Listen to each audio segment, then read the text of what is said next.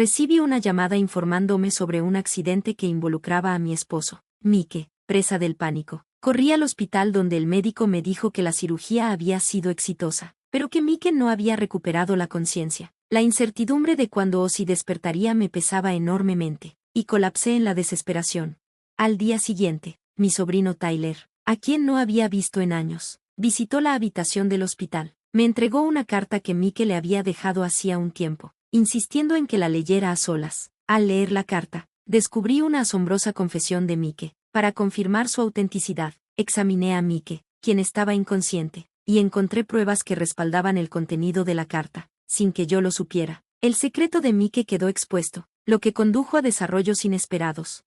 Mike y yo nos casamos jóvenes, apoyados por nuestra fuerte conexión. Cuando empecé a disfrutar de mi trabajo, expresé mi deseo de seguir trabajando después del matrimonio, y ambos acordamos apoyarnos mutuamente. Con los años, nuestra relación se mantuvo cercana. Antes de cumplir los 30, ambos deseábamos tener hijos y tratamos activamente de concebir. La repentina muerte del padre de Mike, quien se había internado voluntariamente y a quien visitábamos con frecuencia, nos sorprendió. Lidiando con la pérdida, apenas podíamos comer. Mike lamentaba no haber insistido en vivir juntos, y queríamos pagar la deuda que le debíamos por el apoyo recibido en los primeros años de nuestro matrimonio.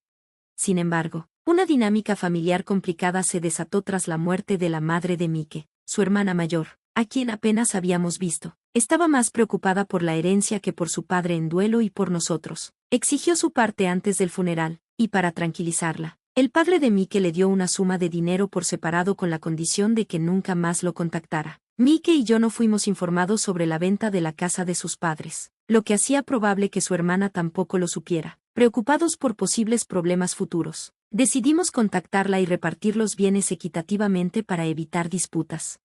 El reto, sin embargo, era la ausencia de un testamento claro de parte del padre de Mike, quien tenía la intención de reunirse con un abogado antes de su muerte repentina. Mike llamó a su hermana para informarle sobre el fallecimiento de su padre y los arreglos del funeral, pero la conversación se tornó amarga cuando ella exigió su parte de la herencia sin expresar condolencias. Frustrado, pero intentando mantener la calma, Mike discutió sobre la distribución de la herencia. Al enterarse del reciente divorcio de su hermana, se preocupó particularmente por su sobrino, el hijo de ella, pero la conversación estuvo dominada por el tema conflictivo de la herencia. Después de la llamada, Mike estaba visiblemente molesto y preocupado por posibles altercados en el funeral, como ocurrió en el de su madre. Acepté quedarme en silencio, tal como Mike deseaba. Los días posteriores al funeral estuvieron llenos de diversos trámites, y durante ese tiempo, su hermana llamó casi a diario sobre la herencia. Al principio, Mike le explicaba pacientemente, pero poco a poco empezó a ignorar sus llamadas, cansado de las interrupciones constantes. Finalmente, decidió reunirse con ella, y sorprendentemente, ella se mostró bastante alegre con la situación. Me sentía incómoda y quería acompañarlo, pero él insistió en enfrentarla solo. Durante los últimos 2 años, había estado involucrada en la gestión de todos los arreglos tras las muertes de los padres de Mike. Sin embargo, Mike creía que no sería correcto involucrarme más en los asuntos con su hermana y la distribución de la herencia. Me aseguró que podía manejarlo y me pidió que no me preocupara. Confiando en su juicio, decidí esperar y observar cómo se desarrollaban las cosas, aunque inicialmente planeaba acompañarlo. Un aumento repentino de trabajo en mi empresa hizo imposible coincidir con su horario, y Mike terminó viéndose con ella solo, como lo había planeado. El día de la reunión, mi trabajo estaba increíblemente ocupado, y durante mi descanso, no podía dejar de preocuparme por Mike. Tratando de concentrarme en el trabajo, creí que la falta de noticias era buena señal. De repente, mi teléfono sonó, mostrando un número desconocido con el nombre del hospital. Aunque dudosa, contesté, y la enfermera confirmó que era del hospital. Al enterarme de la situación urgente de Mike, salí del trabajo de inmediato. Al llegar, descubrí que Mike estaba siendo sometido a una cirugía de emergencia. La enfermera me explicó su estado crítico y pidió mi consentimiento para el procedimiento. Abrumada, firmé varios documentos, y la enfermera, con firmeza pero amabilidad, me recordó que debía mantenerme fuerte, enfatizando que Mike estaba luchando por su vida durante toda la noche.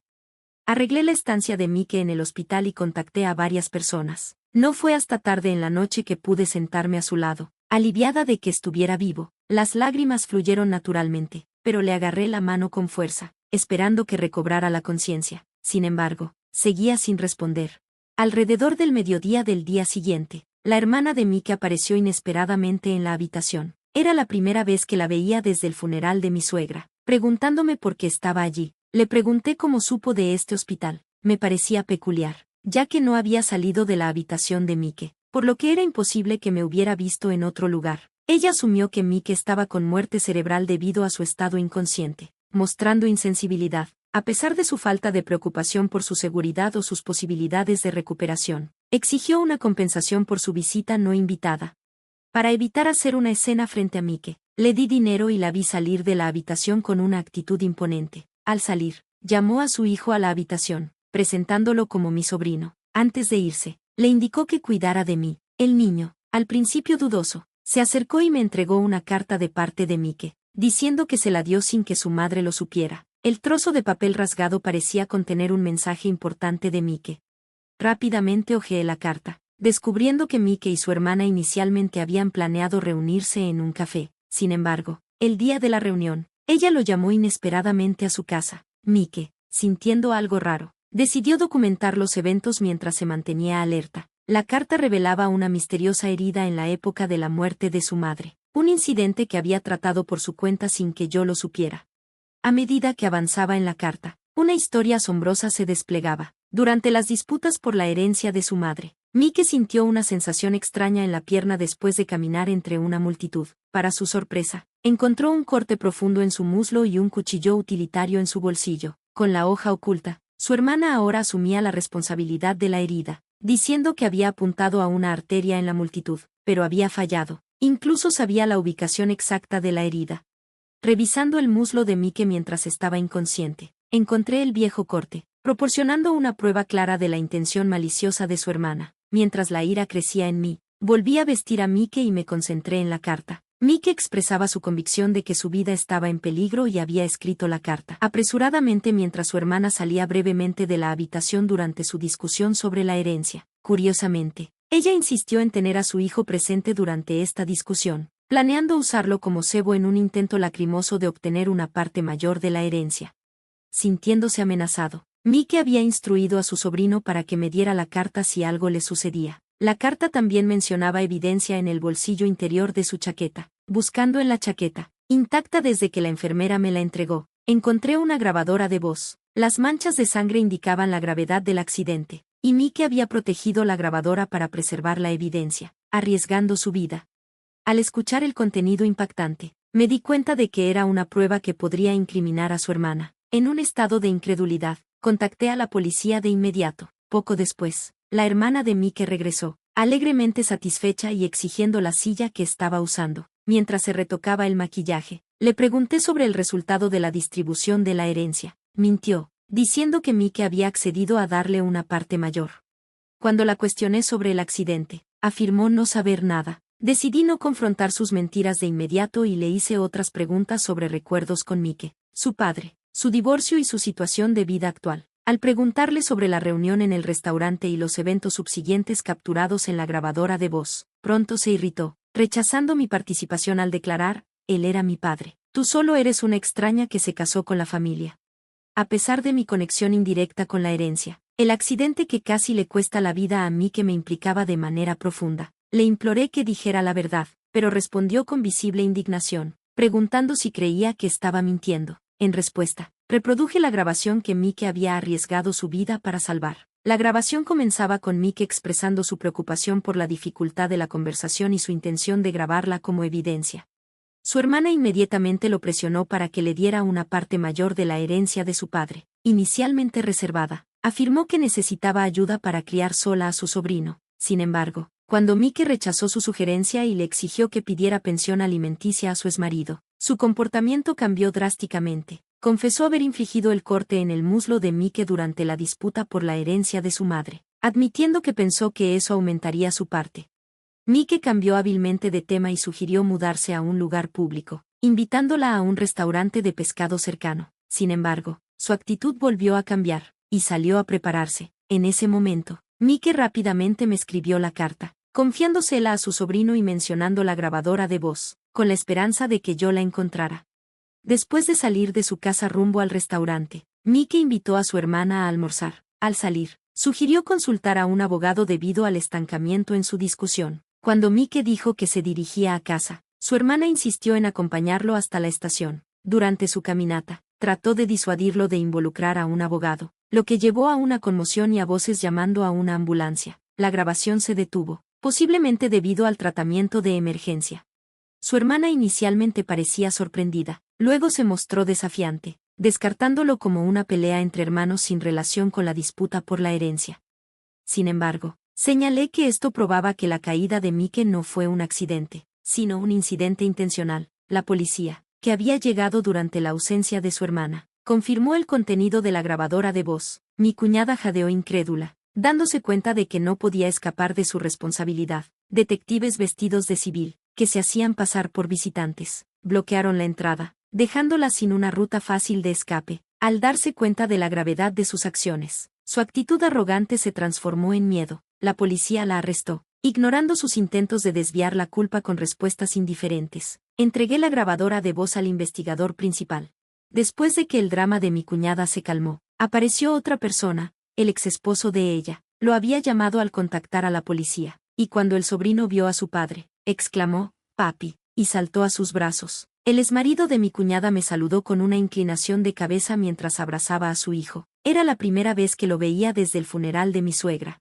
La grabadora de voz reveló los verdaderos sentimientos de mi cuñada hacia su hijo, diciendo que nunca quiso tener un niño y que solo lo tuvo por obligación. El cuidado del niño recaía principalmente en su exmarido, y los padres de él a menudo ayudaban. Tras el divorcio, el exmarido asumió que obtendría fácilmente la custodia de su hijo. Sin embargo, impulsada por el deseo de recibir pensión alimenticia, mi cuñada se mostró como una madre devota y ganó la custodia. A pesar de que nunca maltrató físicamente a su hijo, sus acciones demostraban una crueldad rutinaria, como privarlo de comida y encerrarlo en un armario. La carta de Mike revelaba su determinación de rescatar a su sobrino de esta situación, incluso a costa de renunciar a toda su herencia. Mike creía que ofrecer la herencia completa llevaría a su cuñada, motivada por la codicia, a ceder la custodia del sobrino. Esta decisión no solo era sobre la herencia, sino también sobre el bienestar de su sobrino. Al comprender la gravedad de la situación, sentí la necesidad de unirme al esfuerzo por responsabilizar a mi cuñada por sus acciones. El exmarido, al ver el drástico cambio en su hijo, se culpaba por el pasado, a pesar de asegurar un acuerdo de visitas mensuales. Mi cuñada consistentemente le negaba el acceso a su hijo, amenazando con cortar todo contacto si insistía. Arrepentido por no haberla confrontado antes, el exmarido le pidió disculpas repetidamente a su hijo. Decidido a corregir la situación, juró confrontar a su cuñada. Ya se había denunciado a mi cuñada, no solo por las circunstancias sospechosas en torno a la caída de Mike, sino también por su maltrato hacia su hijo. El departamento de menores llegó, expresando su deseo de escuchar al sobrino. Como su tutora temporal, se requería mi presencia, así que los acompañé a la estación de policía. La recuperación de Mike era incierta, pero la situación urgente del sobrino tenía prioridad.